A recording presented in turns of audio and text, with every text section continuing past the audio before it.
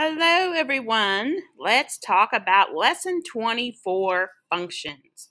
So our question of the day is, how can programmers use functions to create their own abstractions?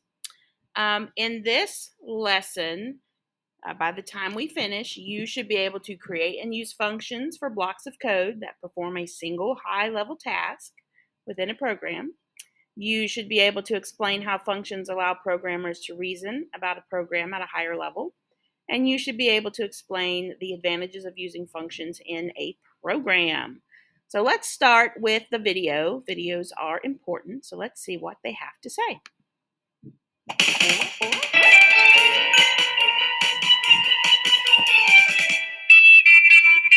There are two steps to using functions in JavaScript. First, we need to define our function, and then we need to call it. When you define a new function, you're simply giving a name to a defined set of actions you want the computer to perform. To call a function, you just type the name of the function, followed by parentheses. This is telling the computer to perform or execute the set of actions you gave a name to. You've already been calling functions when you use commands that end with parentheses. The only difference is someone else defined them for you. So let's walk through an example together. Notice that the toolbox now has a tab called Functions. There are two blocks in there, one for defining a new function and one for calling a function. Drag a new function block out and type in the name you want to give the function. Now add the code you want to run when the function is called. We'll add a fill command to set red, a no stroke to remove the outer line, and an ellipse command set to a random x and y position.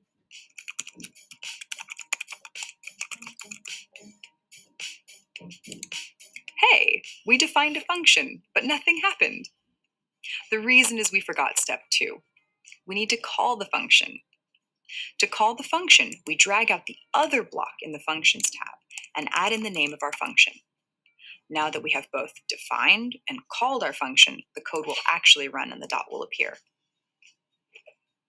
Defining a function simply gives a name to a block of code without actually running it.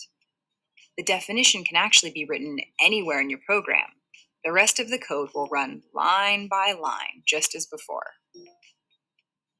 Calling a function runs the lines of code inside the function. Afterwards, the program returns to where it left off when the function call was made.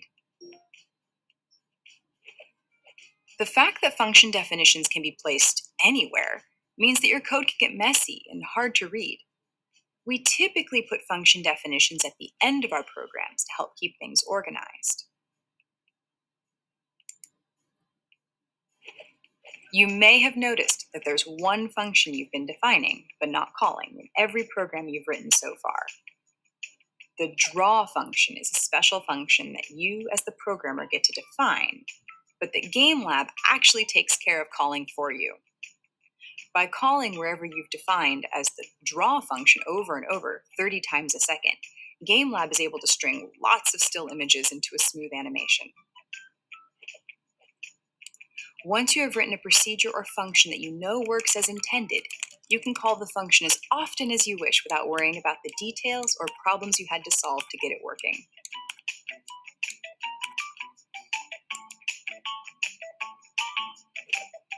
By referencing a large and complex block of code by a single name, it makes it much easier to understand what a program is doing by reading the code, and also easier to locate and fix problems or errors. Let's go ahead and dive in. All right, dive in, my favorite thing. Let me get to my button.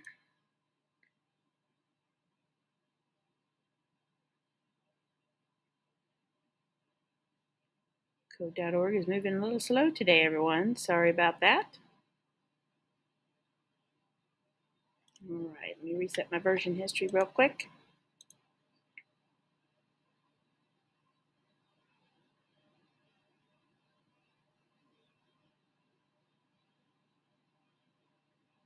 So calling functions. Functions let you build your own blocks and decide what code goes inside of them. This program has already created two functions but only one of them is being called. Do this. Call the second function to reveal the full image. Use the function that is being called as a guide. Tip: just as with all other blocks, spelling and capitalization are important. So what we have here is we have the function draw sky defined for us, and we have the function being called at the top. Then we have the function draw balloons created for us, but it hasn't been called yet. So in order to call a function to the screen, I'm going to grab a my function block, drag it to the top, and I'm going to use the same label that they use at the bottom. See, label here, label here. Now let's hit run and see what happens. Good, we have balloons and a sun. That's it for this level. Pause if you need, hit finish if you don't. Da-da-da!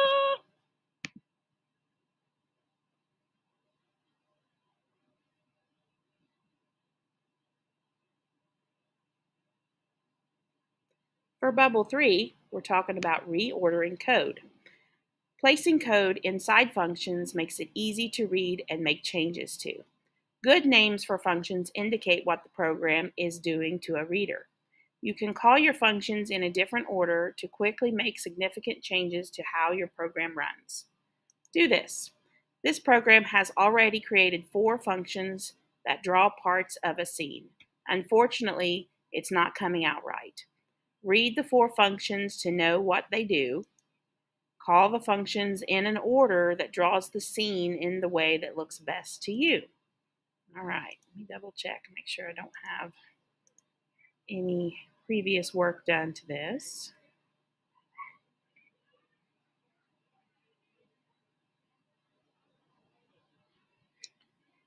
Okay, so let's see what's going on. We have to read the 4 functions and call them in order. So I hit run. What do I have? I currently have absolutely nothing. I have nothing. All right, so we have a background, we have trees, we have clouds, we have a fence. So in thinking back to previous lessons, I know that backgrounds tend to be drawn first. So I'm going to grab a my function, I'm going to put it at the top, and I'm going to type in draw background. I do this because I believe that the background should be there first. All right, so I hit draw background, and there I have a background now. Next, I think I'm going to draw clouds. Why? Because I feel like clouds are in the sky, and they should be behind everything. So that's function draw clouds. Draw clouds. Whoops. Reset and run. And there's my clouds. Next, I'm going to do draw trees.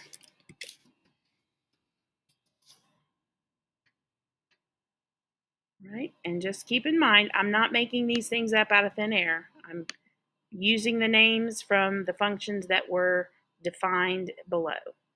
And then the last thing I need to worry about is draw fence. Draw fence.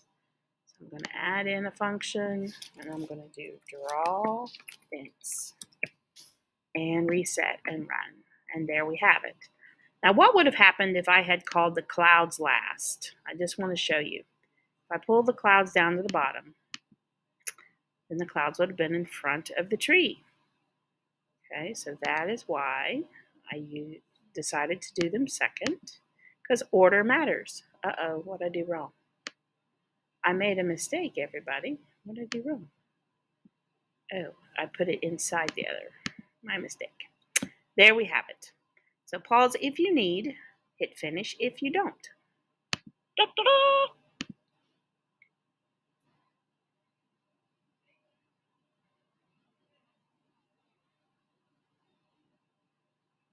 All right, for bubble 4, does it matter where you create functions? So far, all of your functions have been created at the bottom of your code. What do you think will happen if you call a function before it's defined? Notice that the red square is drawn before its function is created, while the green square is drawn after its function is created. Which of these do you think will be drawn? All right, so you're going to have to make a decision here. Do you think the red square will be drawn but the green will not? You cannot call functions after they are created.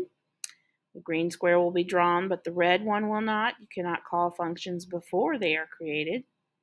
Both squares will be drawn. You can create functions anywhere you like in your code. Neither square will be drawn. There is an error in the code. Which one do you think it is?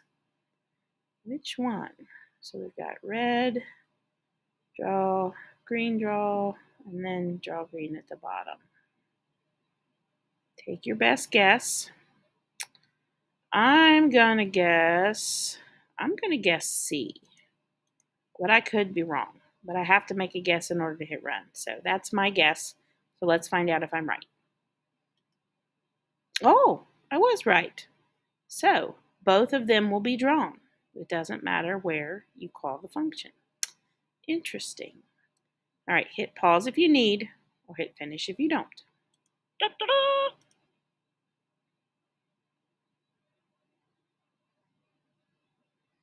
All right, so let's look at letter A, calling functions in the draw loop. Calling functions in the draw loop. You can call a function inside the draw loop just as you would anywhere else in your code. Do this. A function that will draw a background has been created for you. A sprite has been created to move across the background. Call the function inside the draw loop so that the sprite appears on top of the background. Note, don't create functions inside the draw loop. Make them at the bottom of your code. Very important here. Alrighty. Call a function inside the draw loop. Okay, so we've got, what do we have first?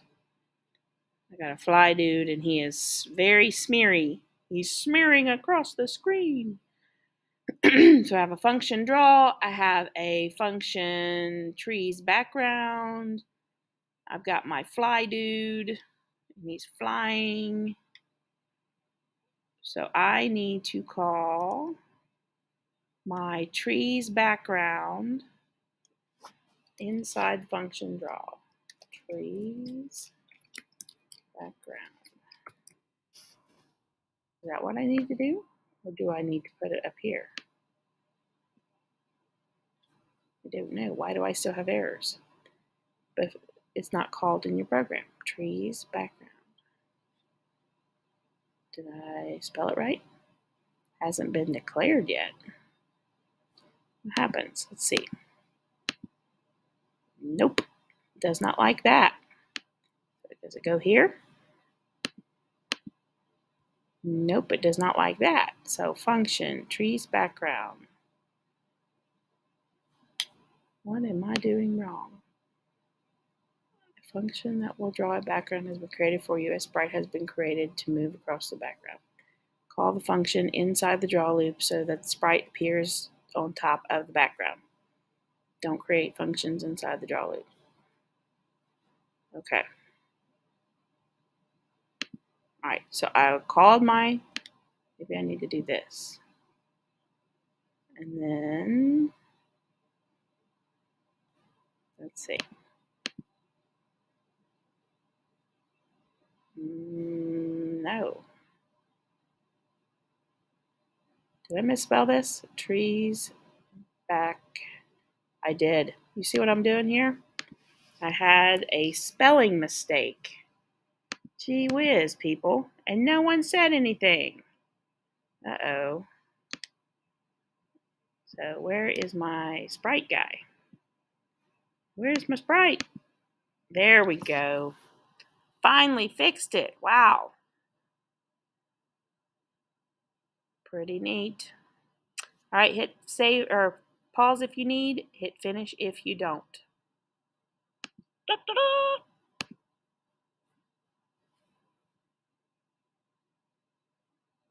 Letter B, calling functions multiple times.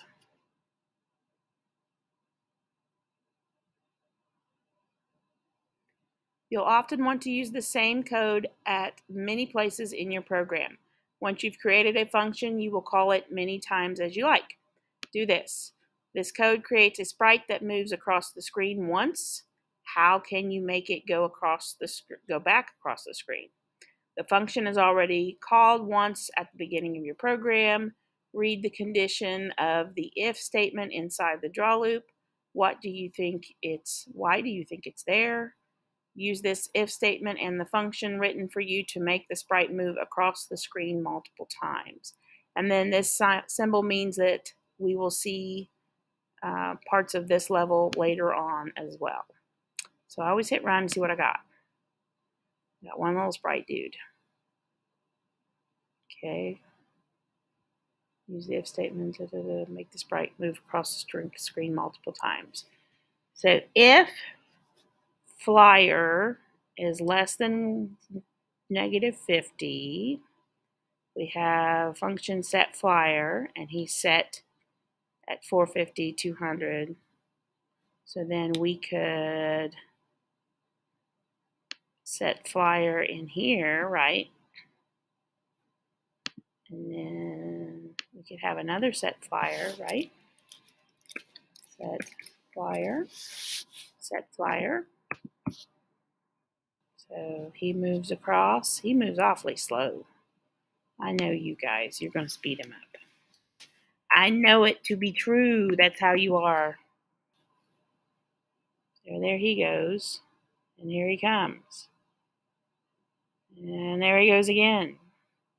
Interesting. Take a look at that. So we have a set flyer, then we add another set flyer to our if statement. Very cool. Hit pause if you need, hit finish if you don't. Da-da-da!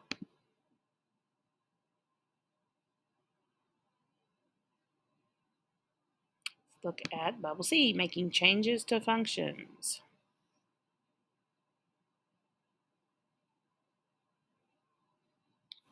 A nice benefit of using functions to remove repeated code is that you can now easily make changes to multiple places in your code.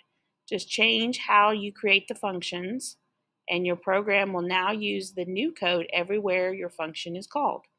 Make changes to the set flyer function so the flyer starts at a random Y location between 0 and 400 and moves at a random velocity every time it's reset.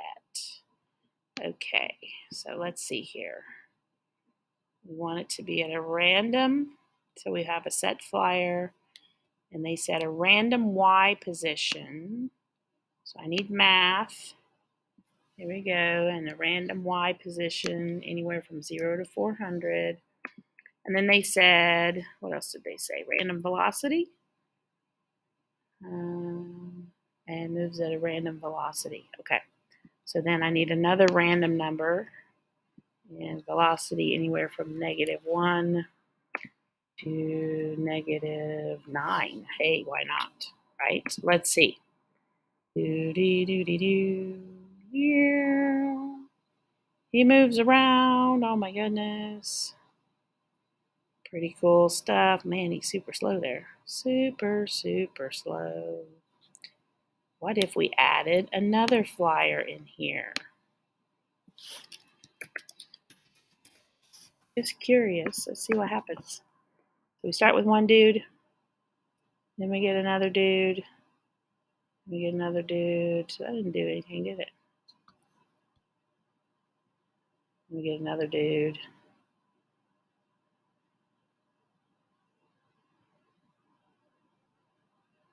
That one was super slow.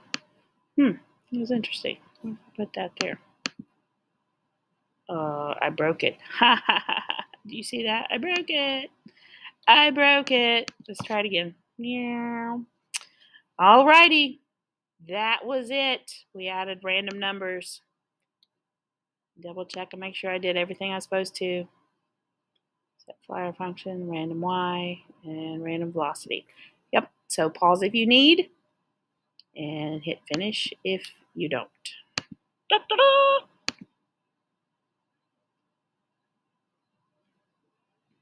And last one, creating functions to organize code.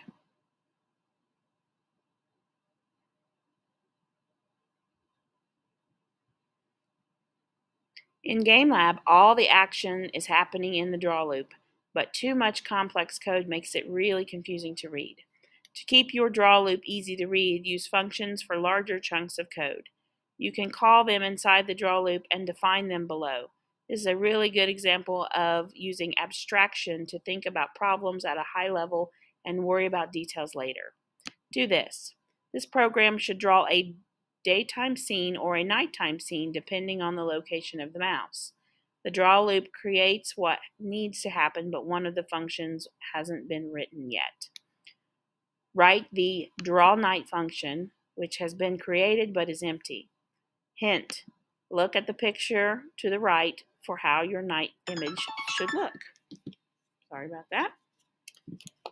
You can use the draw day function to help you.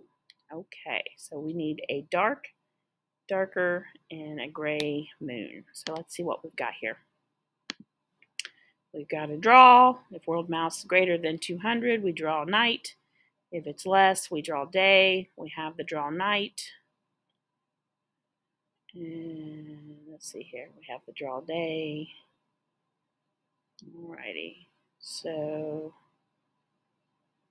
did I do this one already? I must have. Sorry, everybody. So I was wondering, I'm like, why does it look like it's finished? Because I did it. Okay. Cheating, ha ha ha. All right, so we have a day. We have a bunch of weirdness down here. Okay, so we have a day. We do not have a night. So what I'm going to do, I'm going to cheat, ha ha ha ha. So I went into show blocks or show text mode, and I'm going to highlight everything inside my draw day. Command C for copy. I'm going to come up here, Command V for paste for my night. Now let's take a look at the code. So instead of my background being so bright, what if I did dark blue? I wonder if it would show up. Find out. Reset, run. Ooh. Not exactly the way it's supposed to look, is it? Let's see here. Gray and darker. Okay. So we got water. And what if I change the water to darker? Let's see. Not exactly. Interesting. What if I went lower? What if I went 100? Hey, that's better. And now for my sun. So instead of fill color nice and bright yellow, let's say fill color gray. Uh-oh, it doesn't like gray. It doesn't know what gray is. How does it not know what gray is? It's kind of weird, right? Silver? No silver either. Can I spell gray?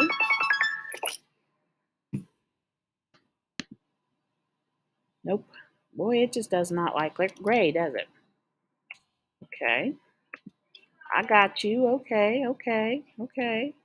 So fill color, let's start with white, just to see if it works. Why does it not like white? Doesn't know what white is? That doesn't make any sense. Oh, I'm missing my quotation marks. Man, guys, I'm just like batting a very poor average today, aren't I? There we go. Wowzer. Now what the heck are all these little things down here? I do not know. But it works now. Draw day, draw night. Draw day, draw night. Draw day, draw night. Is it the same?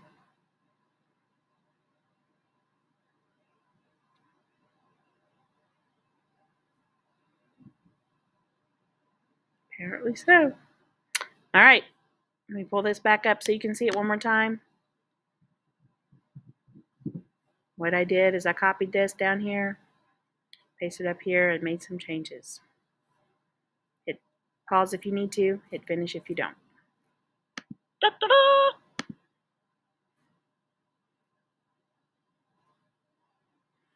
So all of these are done. I'm going to hit finish for level 5. Move on to level 6. Level 6. What are 3 ways that functions can be used when you are writing programs? Hint, go back to the practice levels for review if you are not sure. So keep in mind, this is an assessment, a quick check. So I'm not giving you the answer, ha ha ha. What do you think the answer could be? There you go. Do the best you can with bubble 6. Pause it so you can finish 6, and then we will move on to 7. All right, with 7, we are writing our own function. Time to practice writing functions of your own. This is a very simple game in which coins fall from the sky and the bunny tries to catch them all. All you need to do is write the function that sets up the coin. Do this. Read and run the code that already exists to make sure you know how it works. Write code for the set coin function to do the following. Set the coin's velocity to move down. Set the coin's Y position to the top of the screen. Randomize the coin's X position, and you can go look at some of the previous levels if you need help. All right, so we need to set the coin's velocity to go down. So we have a set coin, we have a draw, we have a set coin. So first I'm going to start with velocity go down. So velocity Y, and it's coin.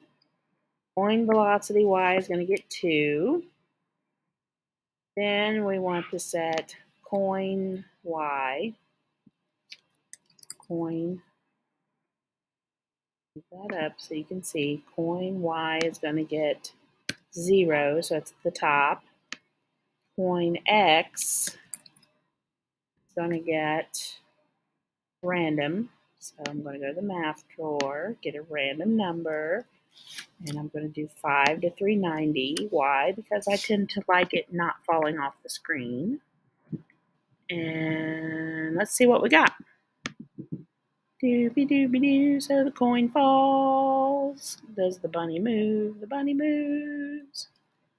I didn't code for the bunny, but that's okay. It's still fun. Okay, so did we do everything? We set the coin's velocity to move down. We set the Y position to the top. We randomized the X position. Yes, we did. We're good. So hit pause if you need to look at my lines 30 to 34, or hit finish if you don't. Da-da-da!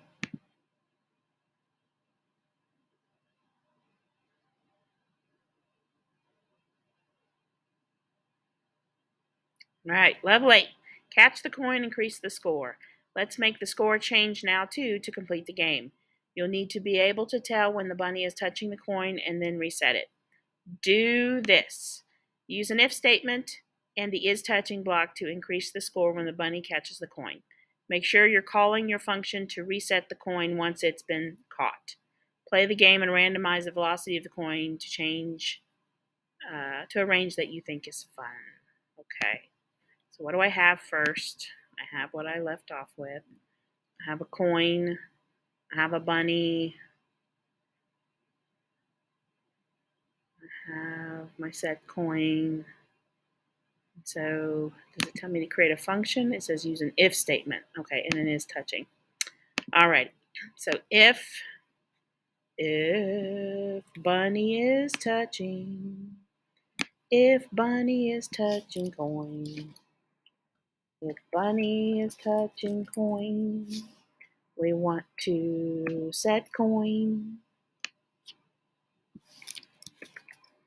set coin, and we also want score.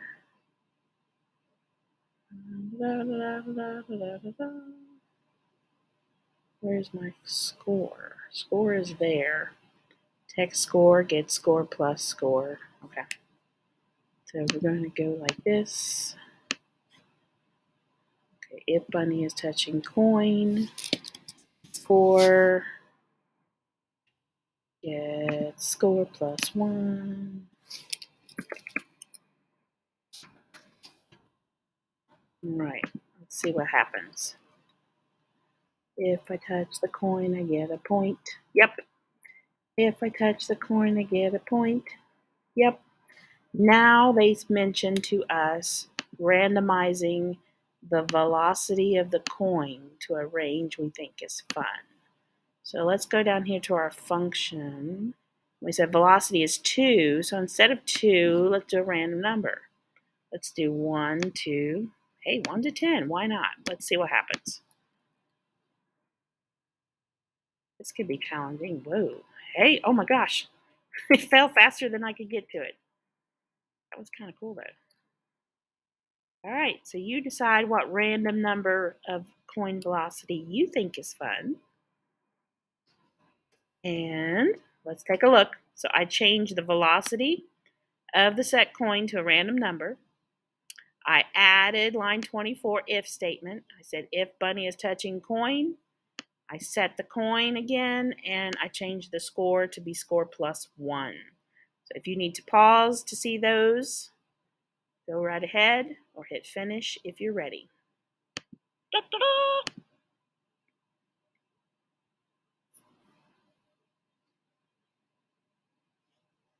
Ooh, Bubble 9 is an assessment level. Change the background with the score. Once you've caught 10 coins, it's time to celebrate. You should change the background to something fun. Do this. Use an if statement and 2 separate functions to draw your backgrounds. Then go write your functions outside the draw loop. You get to decide what a simple or silly background are. Have fun with it. Okay, folks, you know what to do with this one. Hit pause if you need time to finish Bubble 9. And when you're ready, come on back and we'll do the challenge levels together. All right, moving on to the challenge level. We're going to create functions to draw scenes. Create 2 functions to draw 2 different scenes. What do we have here? Create functions to draw 2 different scenes. The provided code draws one of the 2 different scenes based on where the mouse is on the screen. It either calls the draw scene 1 or the draw scene 2 function. However, these functions don't exist yet. Feel free to be creative and draw whatever 2 scenes you want. Create the draw scene 1 and 2 functions, fill them in with code, and draw 2 different scenes. Okay, function draw if world mouse greater than 200, draw scene 1, else draw scene 2. Oh, so I've got to be creative here, and I've got to create 2 scenes. So you'll start out by grabbing a function draw, and you call it draw scene, spell scene 1. And then I need a function draw, and it's a draw scene 2.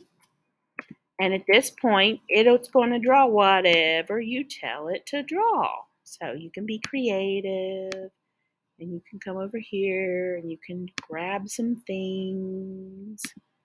I'm going to grab some things. That was kind of weird. It looks like coral, right? And oh, can I click more than one? Interesting. I didn't know I could do that. Wow, I'm feeling pretty excited. Okay, so now for scene 1, I'm going to go to draw, fill color, background color, sure, background color. And we're going to make it blue. And I'm going to add a sprite. Do I add a sprite here? I don't know. I think I do. We're about to find out. I'm going to do one of them and see what happens. And I'm going to call that shell. And let's see. Oops. Do the background. But I don't have a function drawn. Doobie-doobie-doo. Aha! Okay. Yes, that works. So that thing is way too big. Sprite.scale. Where is my sprite.scale? Don't see it. They took my scale from me, children. Okay, well, we're going to do this then instead. So now we are going to go to drawing drawer and do a background over here. This background is going to be green. And we're going to call a sprite over here and call it shell 2. And put this in here. And again, you do not have to do what I'm doing. Draw any scene you want. Happy little trees. All kinds of neat stuff. Okay, so let's see if it works. There's one, and there's, what did I do wrong, kids? Let's find out. What did I do wrong? I do not know. Let's find out. Do I have a, oh man, I don't even have a cheat sheet for this one. So that shows up and then that shows up. Why do they both show up at the same time? Maybe it has to do with my draw sprites block. Well, that doesn't work either. If you can figure it out, please let me know in the comments below.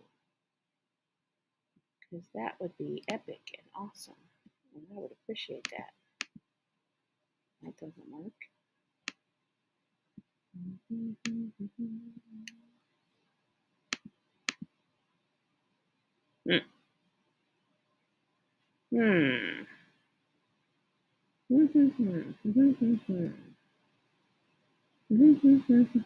Let's go back here and look.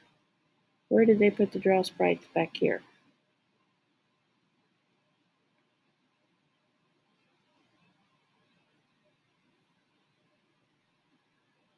Background, if all those draw sprites at the end, and the draw sprites were not in the functions.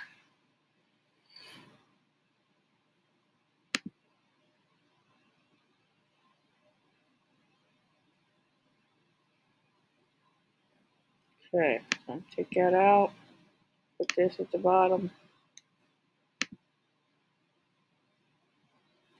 Maybe it's because I've got my variables inside.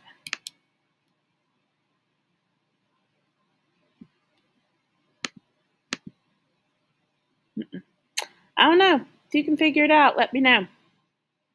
Other than that, we are done with lesson 24 functions. See you later.